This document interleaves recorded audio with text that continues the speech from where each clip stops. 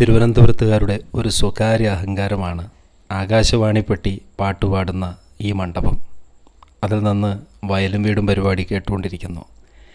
ചുറ്റുമുള്ള പാർക്കിംഗ് ബെഞ്ചുകളിൽ ധാരാളം പേർ ഇരിക്കുന്നുണ്ട്. അവധി ദിവസമാകയാൽ പലരും ഇവിടേക്ക് വരാറുണ്ട്. ഈ മ്യൂസിയം വളപ്പിലെ ഗാർഡൻ വളരെ മനോഹരമാണ്. അതിൻ്റെ അടുത്ത് തന്നെയാണ് നേപ്പിയർ മ്യൂസിയം. കുട്ടിക്കാലത്ത് വന്ന് നേപ്പിയർ മ്യൂസിയം കണ്ട ഓർമ്മ ഇന്നുമുണ്ട്. അതിനുള്ളിൽ ധാരാളം ചരിത്ര അവശേഷിപ്പുകളുണ്ട്. ആ കെട്ടിടത്തിൻ്റെ നിർമ്മിതി ദാരു വാസ്തുവിദ്യയുടെ ഉത്തമ ഉദാഹരണമാണ്.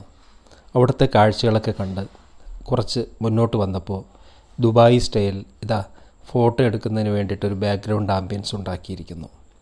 പിന്നെയും പുറത്തേക്ക് വന്നാൽ സൂ ആണ് കേട്ടോ. ഇത് അവിടുത്തെ ഒരു അക്വേറിയമാണ്. നല്ല രസമല്ലേ അക്വേറിയവും ഗാർഡനും ഒക്കെ കാണാൻ.